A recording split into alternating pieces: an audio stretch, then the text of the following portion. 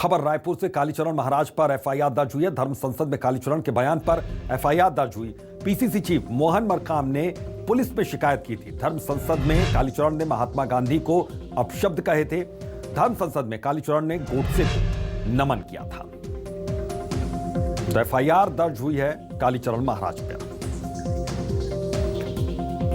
रायपुर के धर्म संसद में कालीचरण बाबा ने जिस ढंग से राष्ट्रपिता महात्मा गांधी जी के बारे में अपमानजनक बात की है, उसके विरुद्ध आज हम लोग सिविल लाइन थाना आए हैं एफआईआर दर्ज करने। उनके ऊपर राष्ट्रद्रोह का मुकदमा दर्ज होना चाहिए। तो धर्म संसद में कालीचरण के बयान पर एफआईआर दर्ज हुई है और जैसा कि हमने आपको सुनवाया भी था कि किस तरह के अपशब्दों का इस्तेमाल यहां पर किया गया था कालीचरण की ओर से, और उसके बाद अब एफआईआर इस पूरे मामले में दर्ज हुई है। और बता दें कि इसी अपशब्द के बाद एक संत ने वहां पर बायकॉट भी कर दिया था धर्म संसद का कि संतों की भाषा हो नहीं सकती।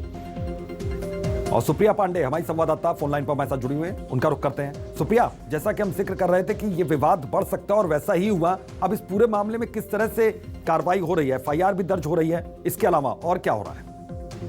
जी बिल्कुल, देखिए विवाद जो है वो छत्तीसगढ़ में अब बढ़ता हुआ नजर आ रहा है। आपको बता दूं कि गौ सेवा आयोग के जो अध्यक्ष महंत राम सुंदर दास है, उन्होंने इस जो पूरी धर्म संसद का बायकॉट किया है और उन्होंने ये कहा कि धर्म संसद में इस तरह की बातें हो रही है। किसी भी संत और ने धर्म को लेकर के, सनातन धर्म को लेकर के किसी तरह की जो जागरूक करने की बातें नहीं कही। इसके अलावा उन्होंने तमाम जो बातें हैं, जो विवादित बातें हैं वो कही, लेकिन कोई भी संत ने जो बातें हैं जो धर्म संसद को लेकर कही जानी चाहिए वो किसी भी संत ने इस तरह की बातें नहीं कही। ये जो बयान है वो महंत राम सुंदर दास का सामने आया और उन्होंने ये धर्म संसद बायकॉट कर दिया। बायकॉट करने के बाद वो वहां से निकल पड़े और ऐसे ही फिर कांग्रेसी जो नेता है वो भी फिर जो रात के समय में तमाम जो कांग्रेसी नेता है उन्होंने धर्म संसद के जो धर्म संसद में जिस तरीके से कालीचरण ने जो टिप्पणियां की थी,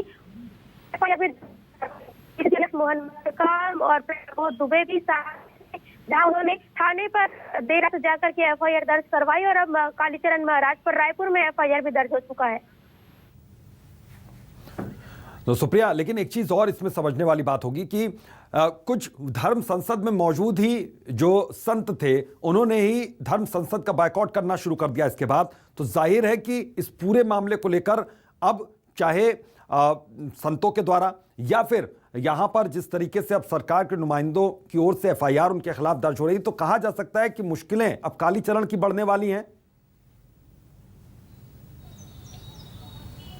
जी बिल्कुल, कालीचरण महाराज की मुश्किलें बढ़ने वाली है क्योंकि जिस तरीके से उन्होंने बयान दिया था, महात्मा गांधी को अपशब्द कहते हुए उन्होंने गोडसे को नमस्कार किया था, तो ये जो बयान है वो धर्म संसद के एक संत ने कही। ये काफ़ी बड़ा बयान है क्योंकि इस बयान को लेकर के सोशल मीडिया में अब वीडियो भी वायरल होने लगा है कालीचरण महाराज का, और इसके अलावा अब छत्तीसगढ़ में भी एफआईआर दर्ज की जा चुकी है। तो कालीचरण महाराज की मुश्किलें अब इससे बढ़ सकती है क्योंकि धर्म संसद का आयोजन जो था वो धर्म में साधु साध्वियों के जो प्रवचन थे, जो साधु साध्वी अपना पक्ष रखते हैं कि किस तरीके से सनातन धर्म का विस्तार किया जाए, किस तरीके से इस धर्म की सुरक्षा की जाए।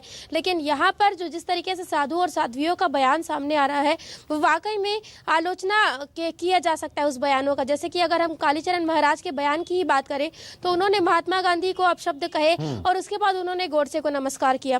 तो इस तरीके का जो उन्होंने बयान दिया है, उनके बयान से वाकई में छत्तीसगढ़ के जो राजनेता है वो जो है आक्रोशित हो रहे हैं और कांग्रेस के जो तमाम नेता है उन्होंने एफआईआर भी दर्ज करवाया है और एफआईआर अब उन पर दर्ज भी हो चुका है। और वहीं अगर हम भाजपा के नेताओं की बात करें तो उनका भी रिएक्शन फिलहाल के लिए सामने नहीं आया है। बिल्कुल, लेकिन आएगा जरूर, ये भी तय है। बहुत बहुत शुक्रिया इस तमाम जानकारी के लिए सुप्रिया आपका। तो यहां पर देखिए मुश्किलें अब बढ़ी हैं।